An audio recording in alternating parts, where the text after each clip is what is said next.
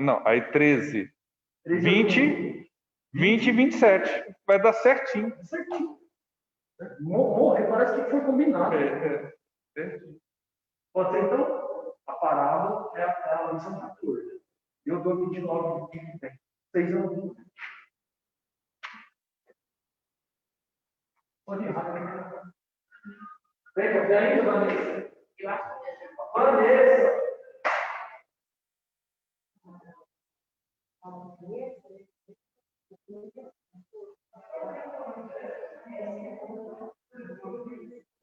Marina. Você está joia, meu? Vamos ver.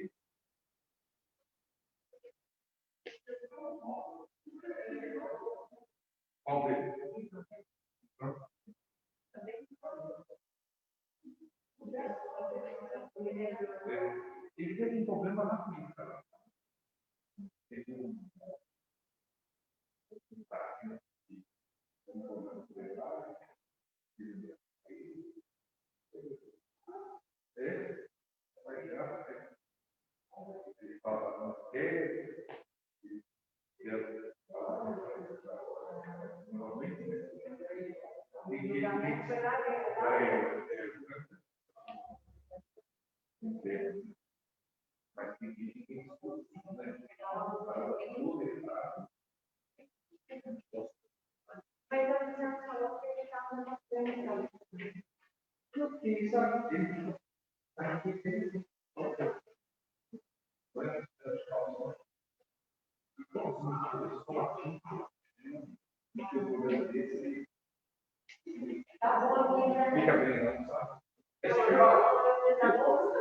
Ó, gente, vamos começar? Vou pegar o carro. Aqui. Pode ficar com você já de uma vez. E você comeu?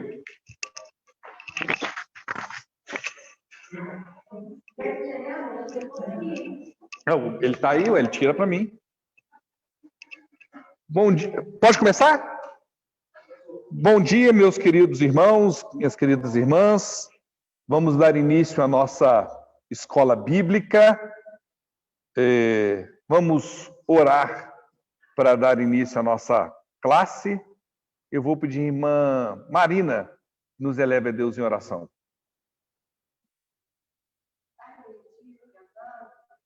Nós glorificamos, Pai, pela tua bondade e misericórdia para conosco, nos permitindo estar na tua casa hoje, para aprendermos mais da tua palavra e bendizermos o teu santo nome. Te agradecemos, Senhor, pelos irmãos que estão aqui e quero dizer, Senhor, quão bom é estar na tua vida. Ajuda, Senhor, para que possamos meditar na tua palavra, guardar nos nossos corações e colocar em prática. Te pedimos a bênção para o pastor que vai dirigir esse estudo. Seja com ele, Pai, fale com ele e fale conosco através dele. Em nome de Jesus. Amém. Amém. Queridos, nós vamos estudar mais uma parábola. Para o pessoal que está assistindo em casa, eu quero dar um esclarecimento, porque em função da reforma da igreja, nós estamos sem o som digital, né? Tivemos que arrancar os cabos que fazem isso para repor. Nós vamos trocar, inclusive, outros cabos aqui que já estão desgastados. Então, eu estou com esse fonezinho aqui para tentar fazer algo com qualidade para os irmãos, mas nós cremos que até semana que vem vai estar tudo resolvido, tá bom? Um grande abraço aí para os que estão à distância. Nós vamos estudar a parábola do rico insensato, né? Graciete, que prazer ver a irmã aqui com a gente novamente. Deus abençoe. Graciete estava sumida, né? Ela não faltava, nem ela, nem Rosa faltava, agora está aí de volta. Muito bom.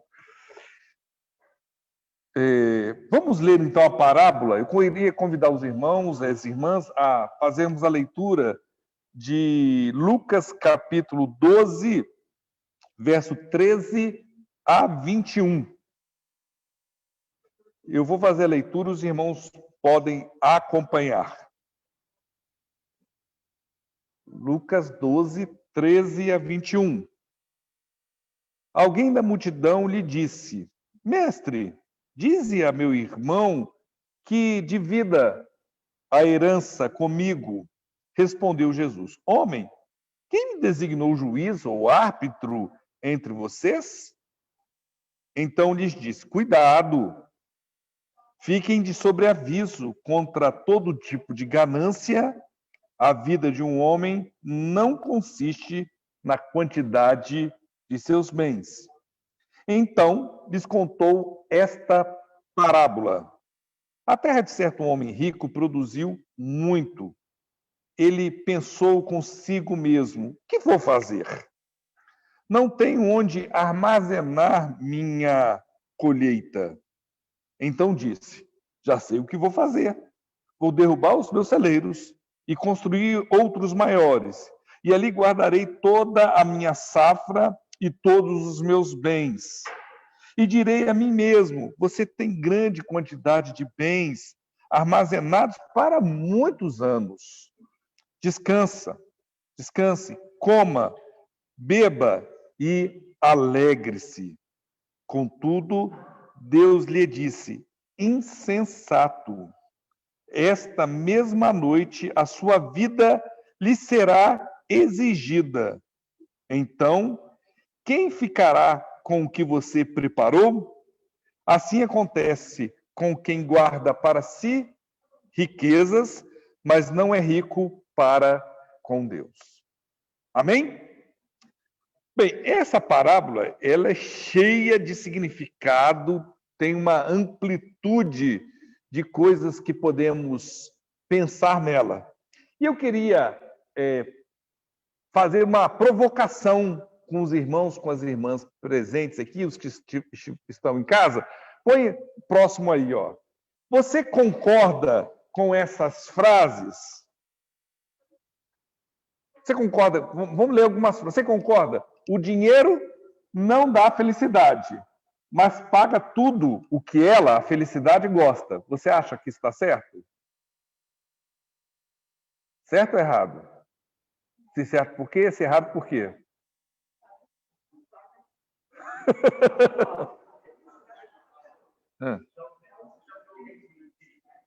Queijo o quê? Comer queijo triste. Outro dia eu vi lá no Mercado Central, dinheiro não traz felicidade, mas compra queijo. É a mesma coisa.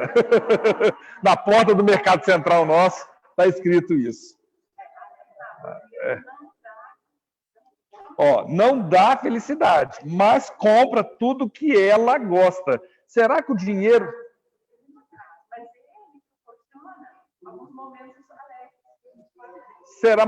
Será que a nossa felicidade... Gente, olha só aqui, a aluna especial que nós recebemos hoje aqui, ó. Olha que delícia. É desse modelo de neta que eu estou querendo, gente. É desse modelo, certinho, igualzinho que eu estava querendo, né? É desse jeitinho aí, ó. É dessa forma aí, viu?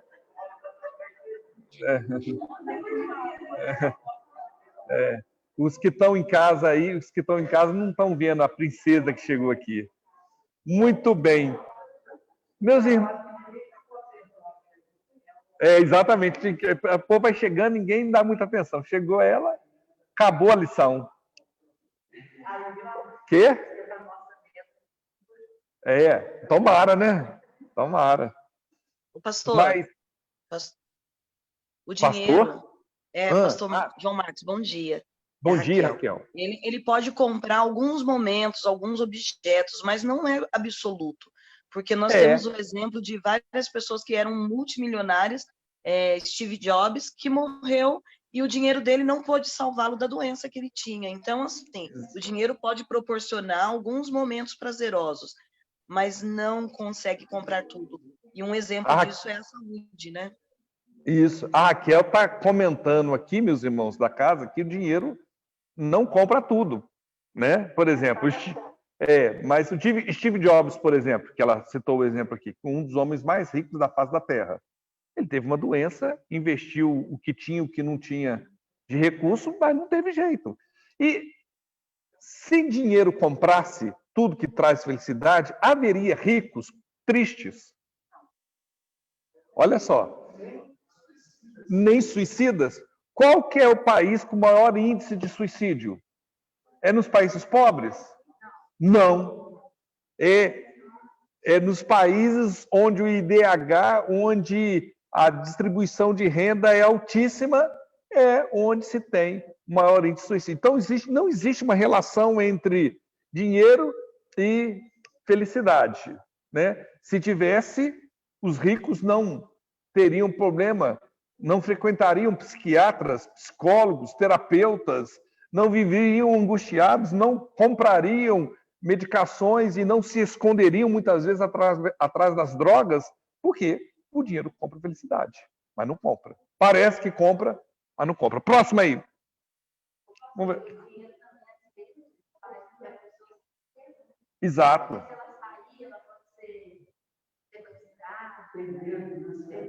Exato, é verdade. A nossa felicidade depende mais do que temos na cabeça do que aquilo que temos no bolso. E essa, vocês concordam? A nossa felicidade depende mais do que temos na cabeça do que temos daquilo que temos no bolso.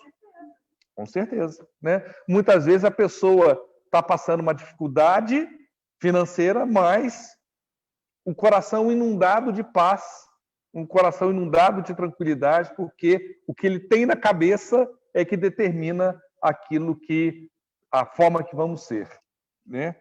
Próxima.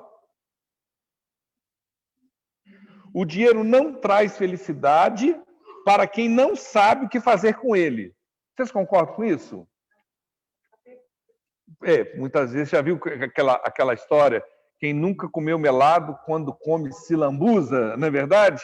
Mas também, mesmo para aqueles que sabem o que fazer com o dinheiro, muitas vezes a felicidade não vem. Não é garantia, o dinheiro não é garantia de felicidade. Olha só essa próxima, achei muito interessante. Quando era jovem, pensava que o dinheiro era a coisa mais importante do mundo. Hoje, eu tenho certeza. Tem dúvida mais não, eu tenho certeza. Que foi? Tá certo. Né? Que é padrão Rede Globo de qualidade, né? Aí não, né? Quando eu era jovem, eu pensava que o dinheiro era a coisa mais importante do mundo. Hoje eu tenho certeza. Mas dinheiro é realmente importante, né, meus irmãos? Dinheiro. Não tem como a gente falar, não, eu não ligo para dinheiro, não. Então passa a sua conta bancária e transfere para mim que eu resolvo o seu problema de dinheiro, né? Dinheiro é importante, mas a gente tem que saber onde colocar ele na escala de prioridade de nossa vida. Aí essa pergunta que é a introdução para a gente entender melhor essa questão do dinheiro e no que concerne ao nosso relacionamento com Deus. Existe algum problema em ser rico? Não. Ainda então eu não estou em pecado. Sou rico só se for da graça de Deus, né? É pecado ter bens e recursos materiais? Não. Sim, não. O que os irmãos acham? Não? Então vamos ver o que a Bíblia fala sobre isso. Existe problema em ser rico? O que esses homens... Próximo aí.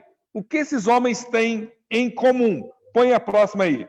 Nós não vamos ler o texto, não, tá aí as referências, né? Abraão era pobre ou rico? Rico. Jacó era pobre ou rico? Riquíssimo, né?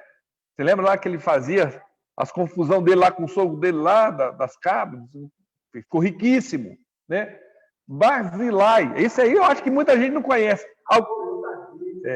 Alguém abre a Bíblia para mim em 2 Samuel 19:32. Leia aí para nós. Quem achar, leia para nós. Quem achar, leia aí para nós.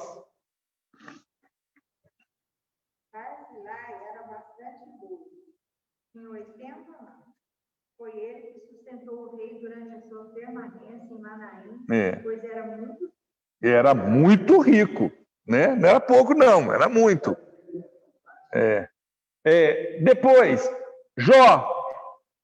O que a Bíblia fala lá? Que era o homem mais rico. Não tinha ninguém que comparasse a riqueza dele. E José de Arimateia, né, que nós conhecemos a história também era um homem rico. Então, a Bíblia recrimina estes homens pela riqueza que eles possuíam? Não. Então, não é pecado ser rico. Agora, vamos pensar, a gente que não é rico, a gente que é, como diz o afegão médio aí, né? É errado poupar? Também não. Olha o que Jesus falou. Alguém abre aí para mim, em Lucas, próximo aí, em Lucas 14, 28 a 30. Quem achar, lê aí para nós. Lucas 14, 28 a 30.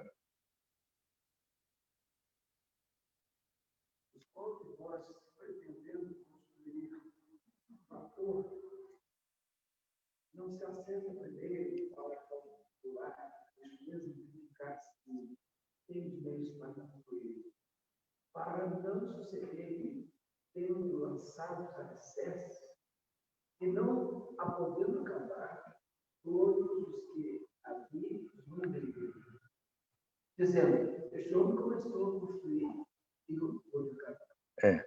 Ô, gente, o que Jesus está aí falando assim? Ó, você vai construir uma casa? Você tem que ter o dinheiro para construir a casa, senão você vai passar vergonha, os outros vão rir da sua cara. Então, o que você vai construir? O que você faz? Você faz projeto, né? Aí você vai custar tanto, junta o dinheiro e vai lá e constrói. É mais ou menos essa proposta. É o que Jesus está falando, que é o natural da gente fazer, né? Ninguém sai numa empreitada, é igual o sítio que nós... Hoje foi ótimo, o sítio que nós alugamos lá, fiz aniversário do meu casamento, fizemos alguns encontros, acampamento das crianças, né? Eu contei, estava falando lá com a Lucimara, cara, tomara que a Lucimara esteja assistindo. Sou Lucimara, quase que eu comprei esse sítio, não comprei esse sítio por causa de R$5.000. Pastor, por causa de 5 mil, eu emprestava para o senhor 5 mil. Eu disse, não, ele queria 1 milhão no sítio, eu só tinha R$5.000, entendeu? Ela não entendeu o porquê que eu não comprei o sítio. Faltavam os R$995.000, não eram os 5 mil. Os 5 mil eu tinha, mas eu só tinha os 5 mil, não tinha 1 milhão que precisava comprar o sítio. Né? Então, não é errado poupar. A gente tem que ter consciência de que se a gente vai entrar, né, você vai comprar um carro, aí você compra o carro, recebe aquele carnê, parece uma bíblia de estudo, né?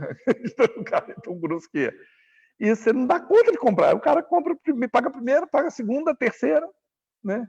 Teve uma vez, meus irmãos, que lá na igreja em Belo Horizonte, uma senhora disse, meu filho passou na faculdade, eu não tenho dinheiro para fazer a matrícula na faculdade, na PUC. Assim. Eu falei com ela, não, a igreja pode ajudar, mas e a outra mensalidade, a senhora vai ter? Não, também não tem, não. Então, não. Como é que... Então não adianta fazer matrícula, você só não tem dinheiro para pagar a mensalidade dele. Então as pessoas muitas vezes faltam. E brasileiro não é bom de planejamento. Brasileiro, a gente é muito bom. Brasileiro, o povo brasileiro é muito criativo, é cheio de qualidade, mas a gente não é muitas vezes um povo que planeja muito as nossas vidas, né? Vamos colocar a próxima. Qual que é o ponto central então dessa parábola? Se a gente vê que dinheiro é importante, se a gente vê na Bíblia que não é pecado ser rico, não é pecado você fazer poupança, qual que é o ponto central desta parábola para os irmãos? É o coração? Como o coração? Onde está o coração? No que sentido?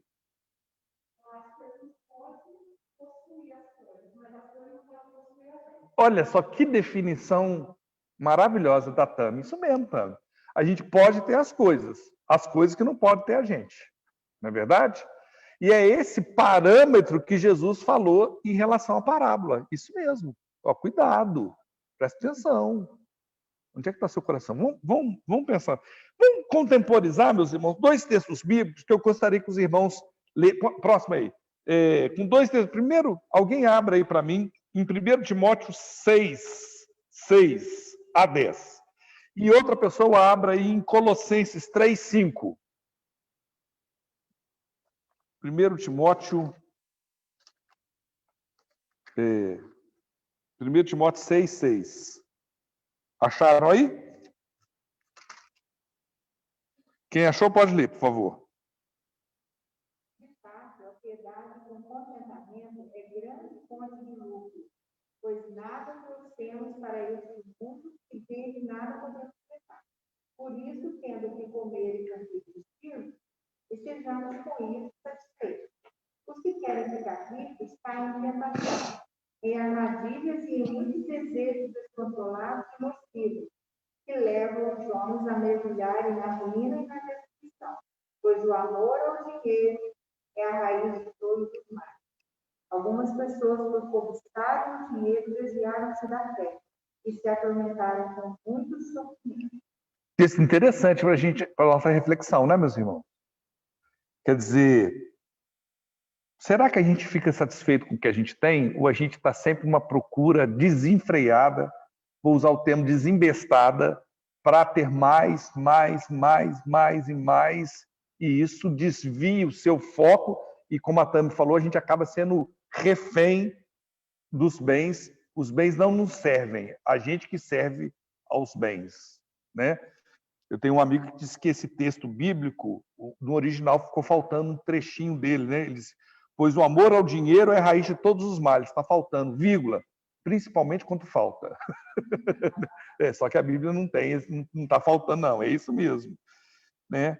A gente muitas vezes percebe pessoas que se desviaram do caminho do Senhor porque estão tão preocupadas em ter, em conseguir, em conquistar. E isso faz com que as fronteiras das pessoas em relação ao próximo sejam alargadas. O outro deixa de ser o próximo para ser um trampolim para a gente alcançar o meu objetivo. Então, os que querem ficar ricos, muitas vezes, são as pessoas, quando tem um negócio, que querem pagar o mínimo possível ao seu funcionário. Porque essa é a lógica. Presta bem atenção. Essa é a lógica. Quanto menos eu pagar para o meu funcionário, o que vai acontecer? Mais vai sobrar para mim. Quanto mais eu explorar o próximo, mais vai sobrar para mim. Quanto mais eu aparecer no meu serviço e denegrir a imagem do outro, a possibilidade de eu crescer na empresa, enquanto funcionário, é maior do que o do outro, meu concorrente. Então, olha só como a nossa mente pode ser desvirtuada para um padrão que não é o padrão de Deus, quando as coisas estão fora do lugar. Vamos ver o outro texto aqui. Quem achou aí? Colossenses 3, 5. Portanto, eliminar vossas inclinações carnais, prostituição, impureza, paixão, desejo mau e avareza, que é idolatria. Olha só, gente. Qual que é o pecado, então, da gente colocar o dinheiro em primeiro lugar? Ele se torna o que em nosso coração? Se torna um Deus. Se torna um Deus. E não tem Deus mais vaidoso, mais exigente, mais escravizante que o dinheiro quando nós fazemos dele um Deus. Porque não tem dinheiro no mundo que dê conta. Eu não sei se vocês já viram um filme, até relativamente recente, de um senhor que baseado em fato histórico, né? Um senhor que era um dos homens mais ricos do mundo, e o neto dele viaja para a Itália, eu acho que é para a Itália, e ele é sequestrado, ficam sabendo que o neto dele está lá, ele é sequestrado. Ele é um dos maiores produtores de petróleo do mundo. E aí fazem o pedido do resgate, ele não paga. Eu disse, não posso pagar de jeito nenhum. Aí, por quê? Mas isso já não é o homem mais rico, mas eu quero mais, eu quero mais, eu quero mais. E aí chegaram ao ponto de arrancar a orelha do menino, mandaram para ele, ele não pagou de jeito nenhum o resgate, porque ele falou assim, não, eu preciso de mais dinheiro, eu preciso de mais dinheiro. Ele já era o homem mais rico do mundo e mesmo assim deixou o neto muito tempo, já tem algum tempo. Eu acho que é Netflix ou Prime lá que você pode procurar essa história lá, você vai ver, muito interessante a história. O menino sofreu, por quê? O neto, para ele, não importava. O que importava era o quê? Era o dinheiro, né? Então, como é que o dinheiro escraviza muitas pessoas, né? Fica cego, exatamente. Então, não tem dinheiro suficiente que dê conta das demandas de quem é escravo do dinheiro. Não tem. Como diz, é um buraco sem fundo, né? Quanto mais você cava, mais você quer. Quanto mais você tem, mais você quer. E fica um negócio...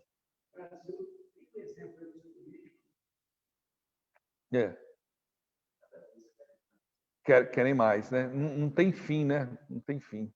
Muito bem. Próximo aí, slide. Cada coisa no seu devido lugar. Então, vamos colocar o dinheiro no seu devido lugar na perspectiva dessa parábola de Jesus. Jesus é chamado para ser árbitro numa questão de partilha de herança, não é isso, meus irmãos? Chega um cara, nós lemos a parábola. Só que existia uma regra dentro do Estado de Israel para a partilha. Vamos ler aí Deuteronômio 21, 17. Quem achar aí, leia, por favor.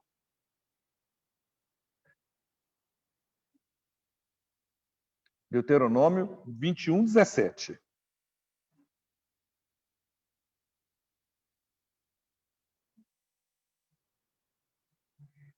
Acharam?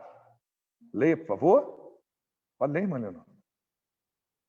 Ele terá que reconhecer como primogênito o filho da mulher que ele não recebe, dando-lhe porção dupla de tudo. Dando-lhe porção dupla. Então, qual que era a lógica? Porque nós estamos vivendo numa época que a terra era a fonte do sustento básico da população. Então, para se preservar a terra, quando um pai morria, independente, se a pessoa, você pega um terreno, o cara, se tinha 12 filhos, divide por 12, o que fica os 12? Fica nada. Então, para que pudesse preservar o nome, a tradição daquela família, metade do terreno era dado para o primogênito e o restante dividido entre os outros. Olha que interessante. Quem nasce primeiro aí, antigamente, era... A lei hoje é outra, né? Se tem um, divide igual, mas na época não. Então, muito provavelmente as pessoas... aquele sujeito queria uma resolução diferente do que a lei mandava. E ele foi atrás de Jesus. Só que qual que é a reação de Jesus quando recebe o convite para ser árbitro naquele litígio entre a disputa de herança? O que Jesus fez? Ele aceitou? Ele falou assim, não. Olha só, próximo aí.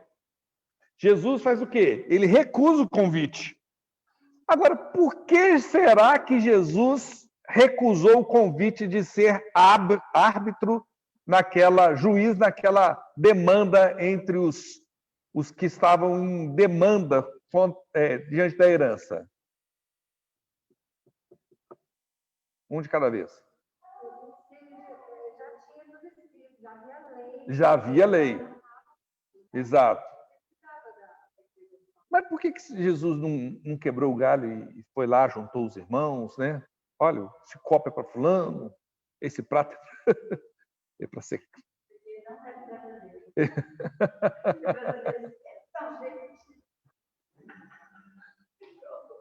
Mas por que será? Já pararam para pensar que ele recusa? E em função da sua recusa, ele conta uma parábola. A parábola é uma resposta à recusa dele. Não é verdade? Então, por que ele recusou? Qual que é o ponto central da parábola, meus irmãos? Qual que é o ponto central que nós vimos? Um de cada... Quê? Avareza. Quem falou? Hoje em dia, trem de máscara é um trem, né? A gente, você ouve e não vê quem falou, né?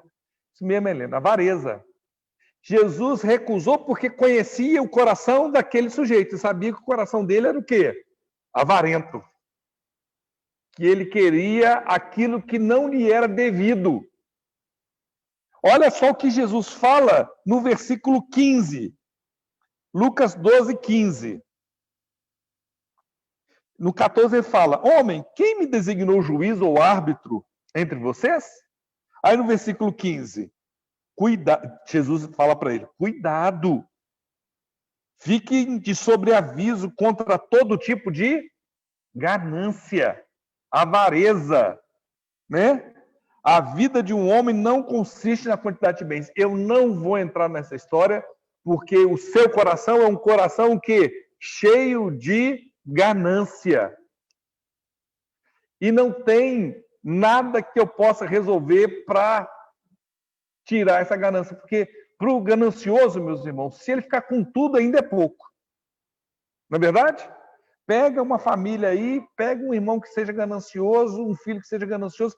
Se ele ficar com tudo em detrimento aos irmãos, ainda é pouco. Ele não, mas só isso? Não, mas você ficou com tudo, seus irmãos com nada. Não, mas é pouco ainda. Eu queria mais.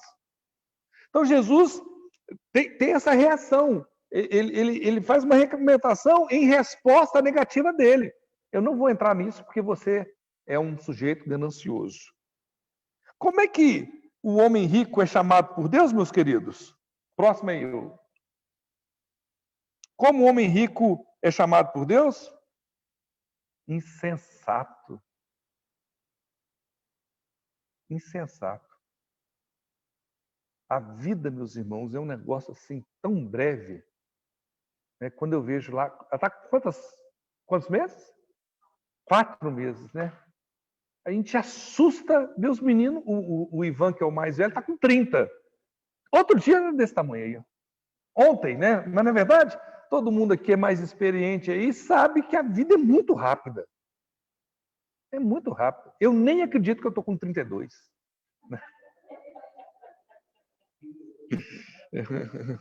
32 em cada perna. Estou caminhando para isso mesmo. Bom, vamos ver a próxima aí.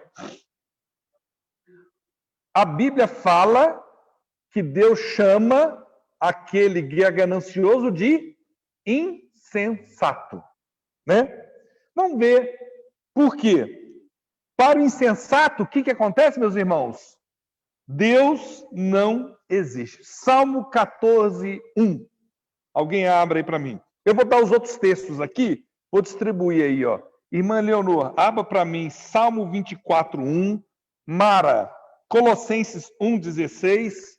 Pastor Vanderlei, Provérbios 4, 23. Marina, Lucas 12, 34. E Helena, você está com a Bíblia aí, Fia? Lucas 16, 13. Bom, aí a gente... Provérbios 4, 23. Todo mundo sabe o seu texto aí? Então, para o insensato, Deus não existe. Salmo 14, 1.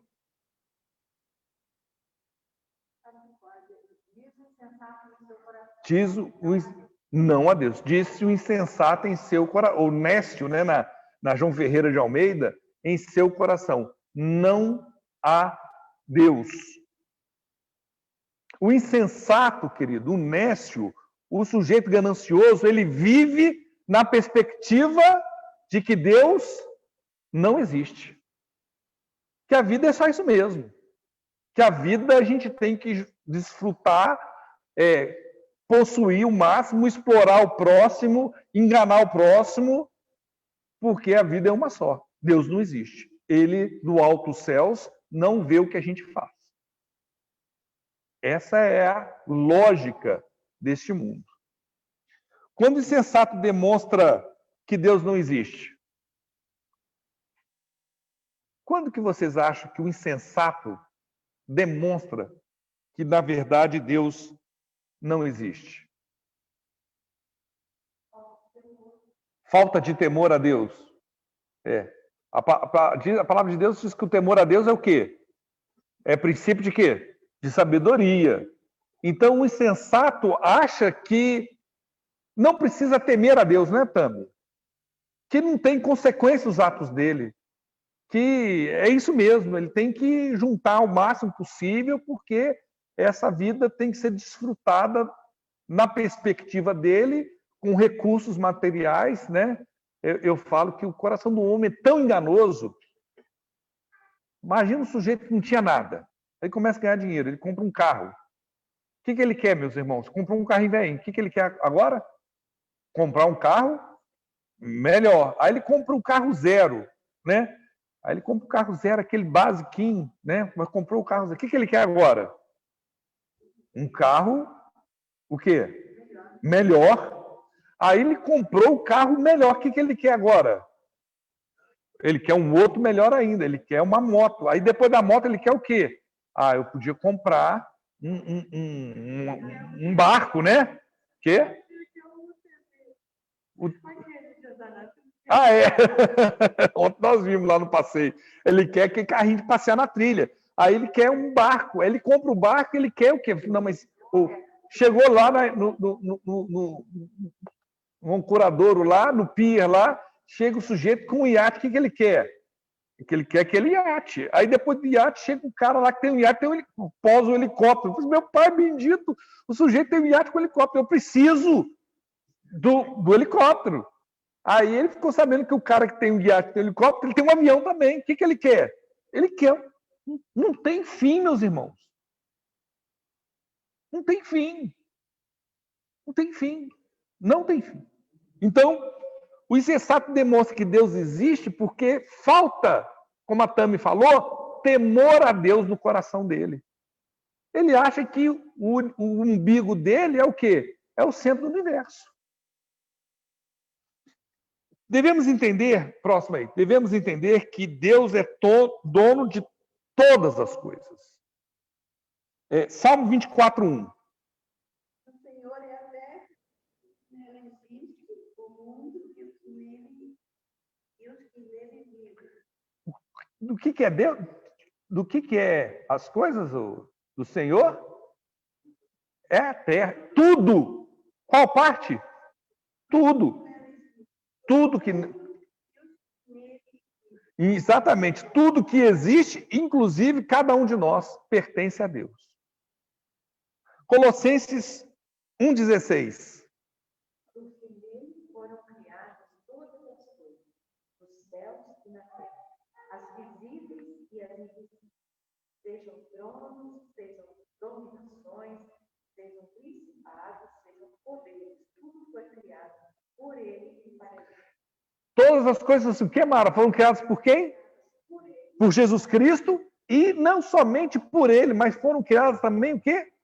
Para ele. Olha que interessante, meus irmãos. O ganancioso entende isso? Não. Ele acha que todas as coisas e todas as pessoas estão a serviço dele. Próximo. O insensato atribui o seu sucesso como mérito o quê? Próprio, exclusivo dele. Não, eu ganhei, eu tenho direito, né, tal da história do ter direito, eu trabalho o quê? Eu mereço, ou eu preciso. Como é que é? Eu que consegui, eu que conquistei, é direito meu. Não é isso, meus irmãos. Olha o que a Bíblia fala sobre isso em Provérbios 4:23. Guarda o coração. Exatamente, queridos. Olha só. Se a gente não guardar o nosso coração, o que acontece com a gente? A gente é escravo dos nossos desejos. A gente é escravo do nosso eu. E aí a gente passa a viver como um insensato, sem entender que Deus existe, sem entender que Ele está no controle de todas as coisas. Interessante isso, né? Essa perspectiva que falta muitas vezes na gente um discernimento melhor de que nós não podemos deixar o nosso coração nos enganar. É interessante, né? É como se nós fôssemos um escorpião que picasse a gente mesmo, né? O coração do homem é isso, é como se a gente injetasse veneno em nós mesmos, quando damos vazão aos nossos desejos, ao nosso eu, né? E a gente perde a perspectiva do outro, perde a perspectiva de quem é Deus em nossas vidas, deixa de temer a Deus, né? E a gente se vê enlaçado no laço que nós mesmos criamos, né? É muito interessante isso. Próximo, devemos colocar, então, o que, meus irmãos? O que Jesus está falando? Cada coisa no seu devido lugar. É proibido ter dinheiro? Não. É pecado a pessoa que... Porque tem gente que fala assim, eu sou dessa teoria, viu? Deus fala assim, ó, você vai ser músico, você vai ser uma pessoa muito amada, você vai ser isso, você vai ser aquilo, você vai ter dinheiro. Não é verdade? Porque parece que tem umas pessoas que Deus escolheu para ter dinheiro, né? É um negócio assim inacreditável. Então, parece que Deus abençoa mesmo algumas pessoas de forma diferenciada mesmo, né? E eu acho que a gente tem que colocar cada coisa no seu devido lugar. Não é pecado ter dinheiro, não é pecado ser rico, não é pecado poupar, né? A gente tem que pensar, a gente vai envelhecer, a gente precisa cuidar para que a gente tenha uma terceira idade, né? Ou a melhor idade, com saúde, com algum conforto. Mas isso não pode estar o quê? Em primeiro lugar no nosso coração. Não pode. Se isso tiver em primeiro lugar no nosso coração, quem não está em primeiro lugar? Deus. É isso. E Deus, a palavra de Deus fala que Deus é um Deus o quê? Não, mas ele é um Deus o quê? Ele permite que não ser o primeiro lugar em nossas vidas? Ele é um Deus ciumento. Ele não divide o espaço dele. Ele não divide o espaço dele com o seu sonho. Olha só. Ele não divide. Cada coisa no seu devido lugar. Então, por isso que ele fala lá em Lucas 12:34. Quem ficou com Lucas 12:34? Marina?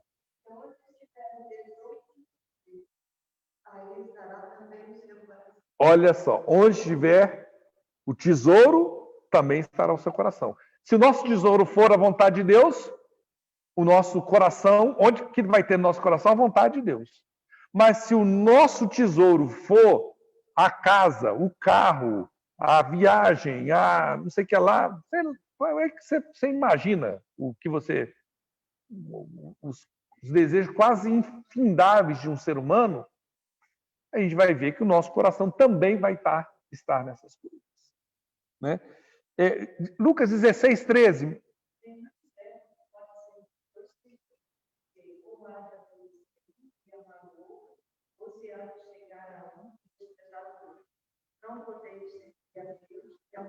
Olha só. O texto é claríssimo, né, meus irmãos? O texto fala por si só.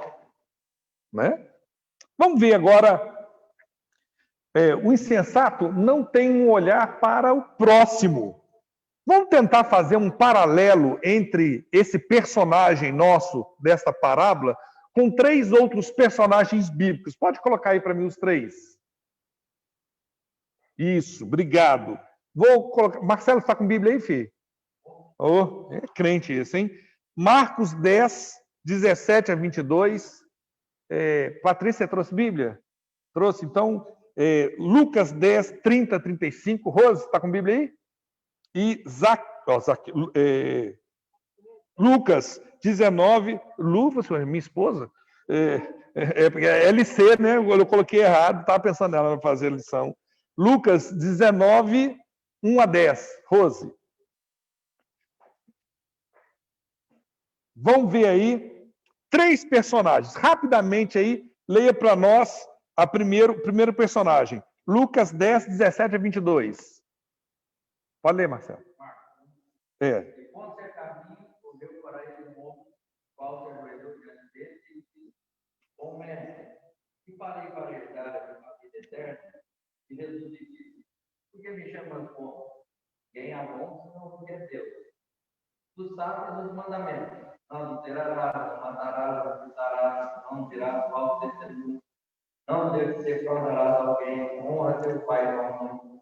Ele, porém, respondendo, lhe disse: Mestre, tudo isso tenho guardado desde a minha mocidade.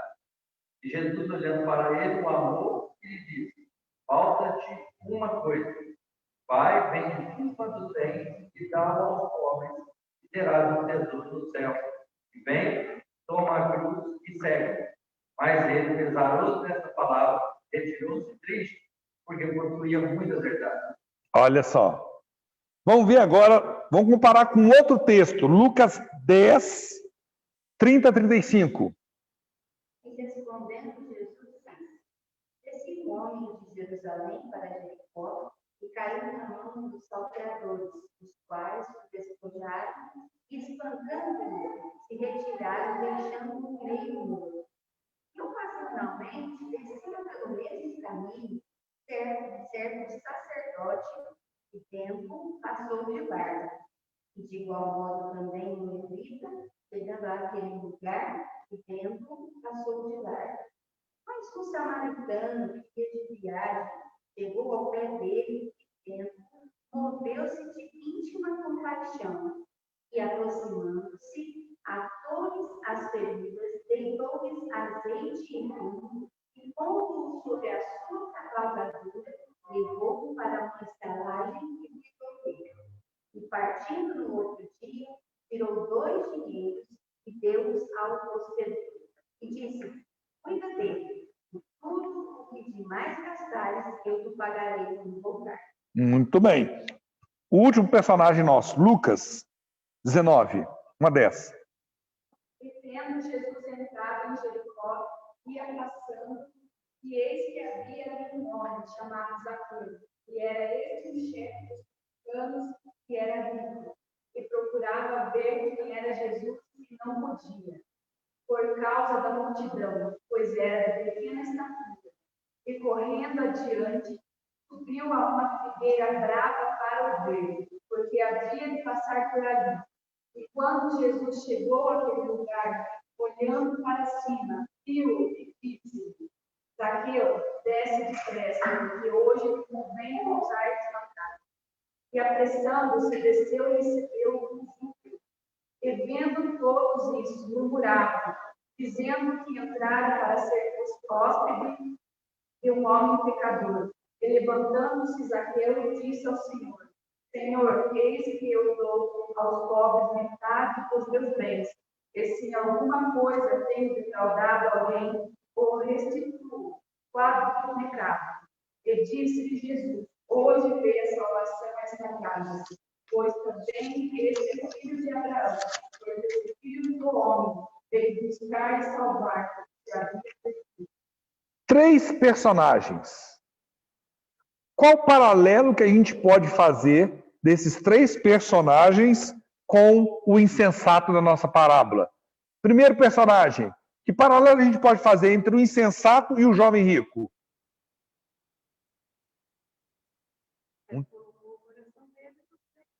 Exato.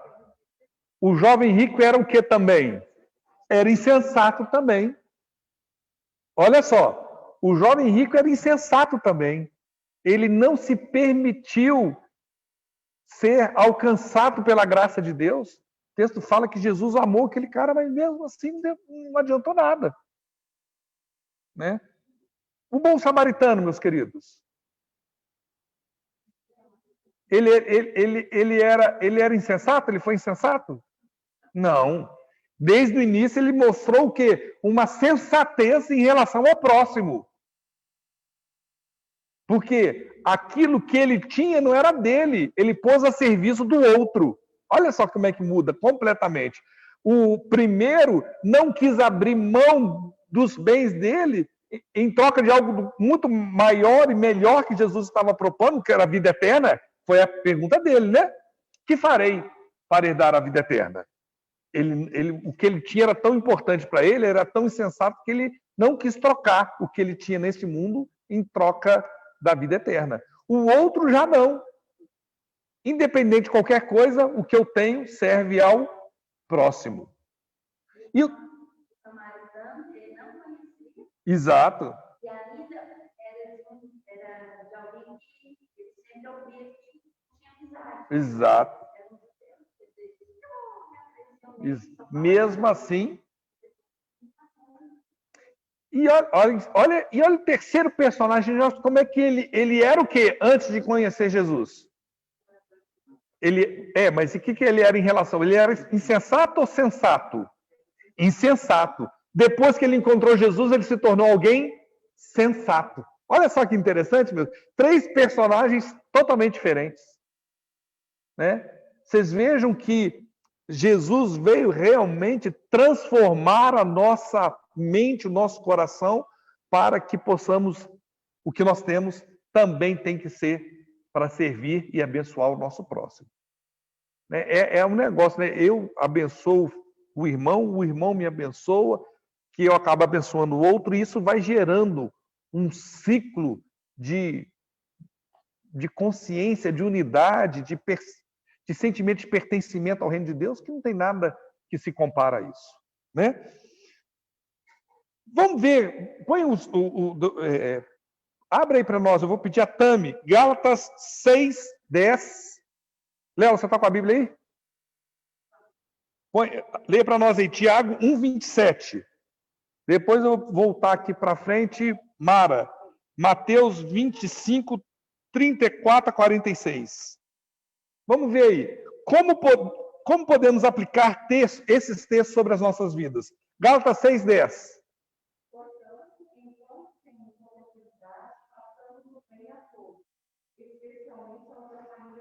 Olha só. A gente tem que fazer bem para quem? Todo mundo. Mas, principalmente, meus irmãos, aqueles que são da nossa comunidade, nossa família de fé. É impossível eu saber que tem um irmão nosso passando necessidade e eu falar com ele assim, graça e paz. Não vou falar nada, não. Próximo texto. Tiago 1,47.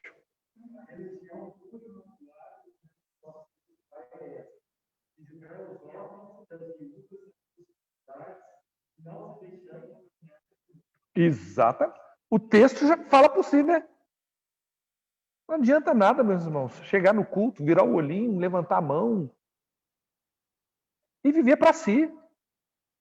Você está enganando a você mesmo. Isso não é cristianismo. Não é. Diga. Exatamente.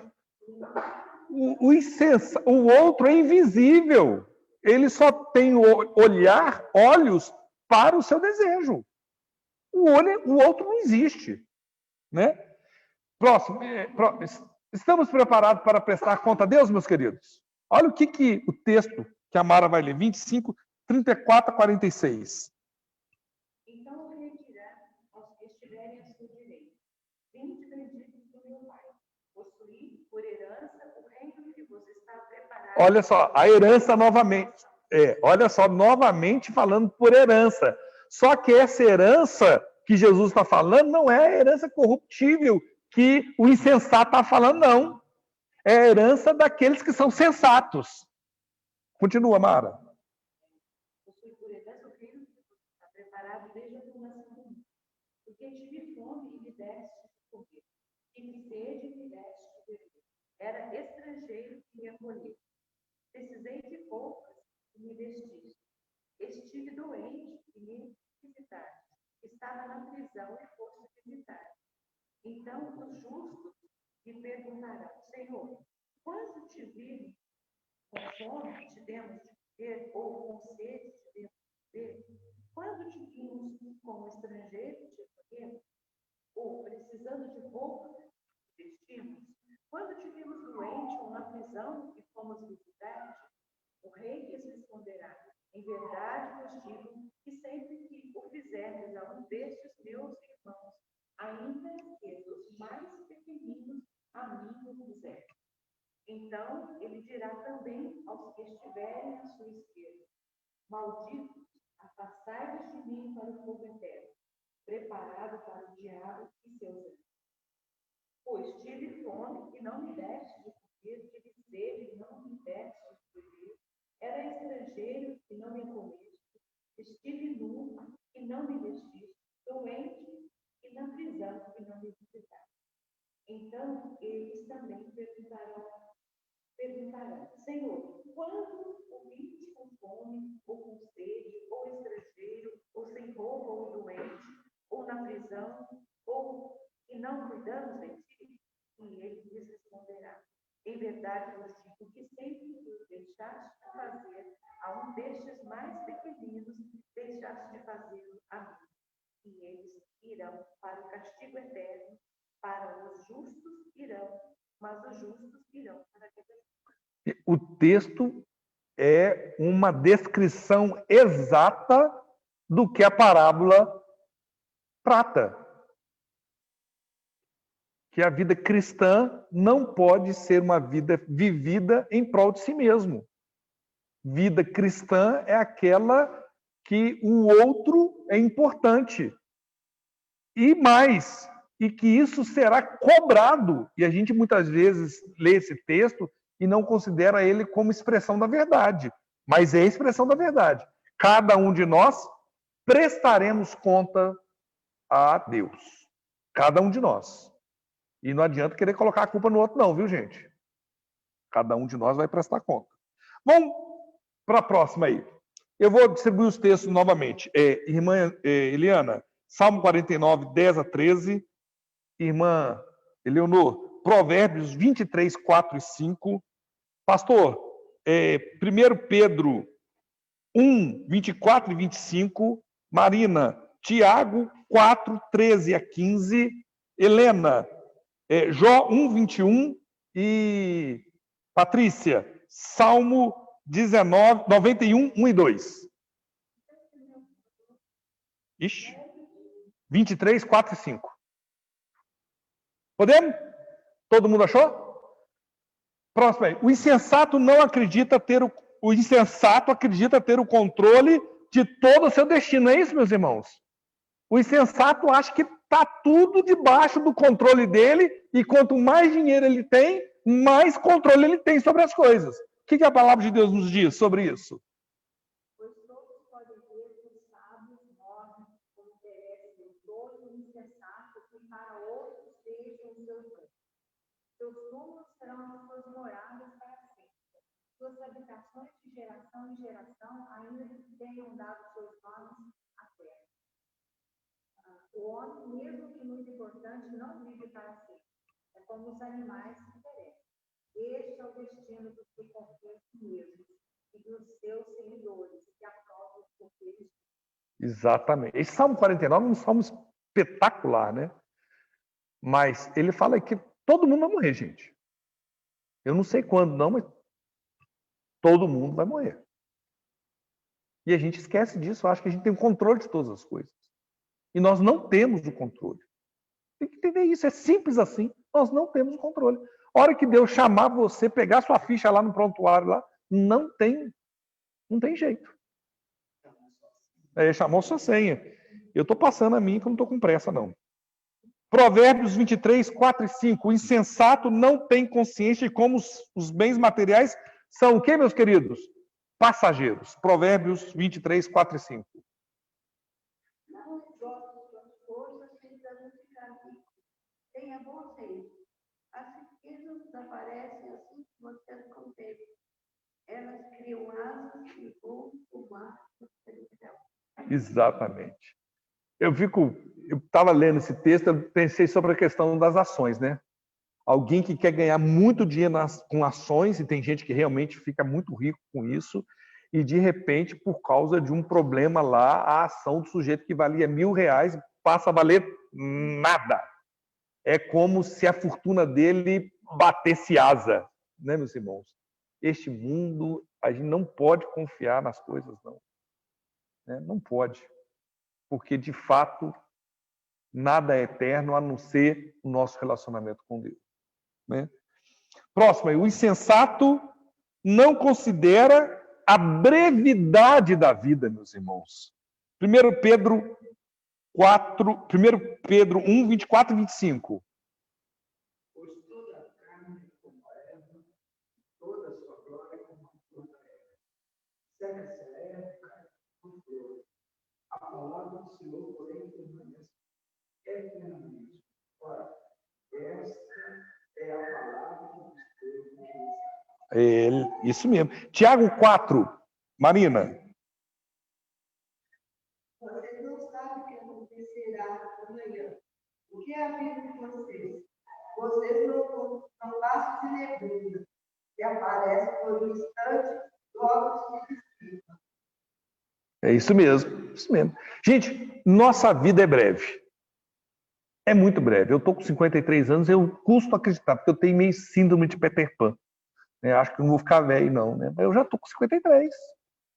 Eu, esse ano, tentei esquecer de fazer aniversário para ver se não fazia, né? Para continuar com 52. Não teve jeito. Me lembrar toda hora. Não tem jeito. É desse jeito. É muito rápido. E o insensato acha que não, que é eterno, né? O insensato, meus irmãos, é o ditado aí, acredita que caixão tem gaveta. Caixão tem gaveta, meus irmãos? Tem não. Olha o que Jó fala, próximo aí. Jó 1:21.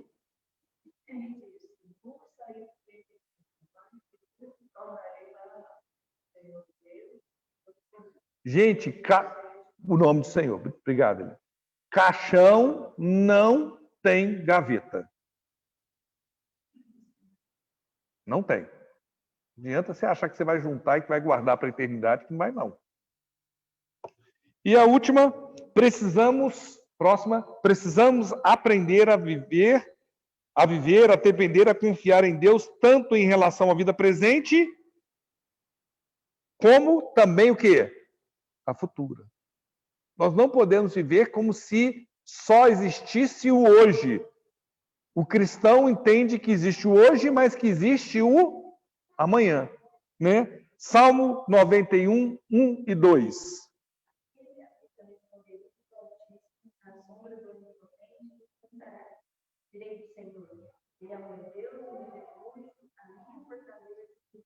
Olha só, que esse texto é maravilhoso, né? Eu tenho um pouquinho de birra que eu, de vez em quando, dizer Cajun, a Bíblia está aberta, Salmo 91. Se você virar a página, até quebra, de tanto tempo que ela está parada, só naquele texto ali, né? Muito bem, vamos. Está no nosso horário, eu queria fazer com os irmãos 5 conclusões. Primeira, devemos ter cuidado para não sermos o quê? Insensatos. E cada coisa no seu devido lugar. Deus em primeiro lugar e depois as outras coisas. Senão a gente vira refém do nosso próprio eu. Ok? Segunda conclusão que eu queria deixar com os irmãos. A maneira como lidamos com o dinheiro indica o quê? Onde está o nosso coração. Não é verdade, meus irmãos? Se a parte mais sensível do seu corpo for o bolso, presta atenção. A maneira como lidamos com o dinheiro indica onde está o nosso coração, onde está o nosso tesouro. Outra, próxima. Existem muitas formas de ser idólatra. E muitas vezes a gente recrimina, critica aqueles que fazem idolatria e têm, né, santos em sua casa, isso a gente critica, mas tem muito crente idólatra. Idolatra o dinheiro. Cuidado, tem muitas formas de ser idólatra. Não é só com santinho, não. Tá bom? E última, precisamos pedir sempre a Deus que Ele nos dê o quê? Equilíbrio na administração dos bens que Ele coloca à nossa disposição. Não é nosso, não. É de Deus que coloca sobre a nossa administração. Entendendo que precisamos ser bênção na vida dos nossos próximos. O cristão verdadeiro, meu irmão, entende, tem o discernimento que nós somos o quê? Mordomos. O que é o mordomo? É aquele que cuida das coisas do seu Senhor. O verdadeiro cristão é um mordomo, né? Nada nos pertence. Porque a palavra de Deus nos diz que nós somos comprados e comprados por alto preço. Não é isso? Muito bem. Encerramos. Um minutinho adiante. Passei um minutinho só. Perdão. Vamos. Alguém quer comentar alguma coisa? Diga, pastor.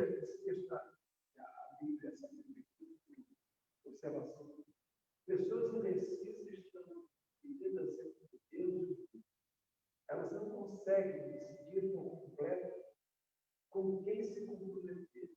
Tiago encorajou os indecisos a limpar seu coração, se achegarem a Deus.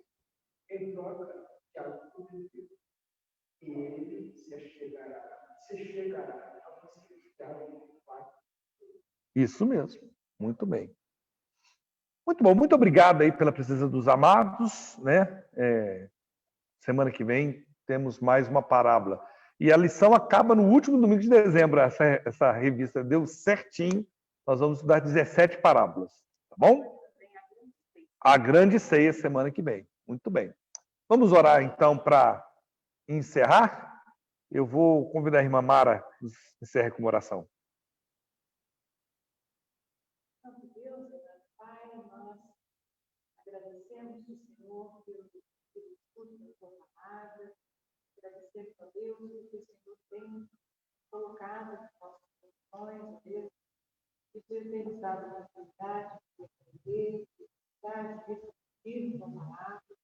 Nós pedimos, Senhor, que o Senhor venha mudar o nosso coração a cada dia, que o Senhor venha nos transformar a cada dia, que o Senhor vai nos dê oportunidade de sermos melhores, para Deus colocarmos o Senhor em primeiro lugar em todas as nossas vidas.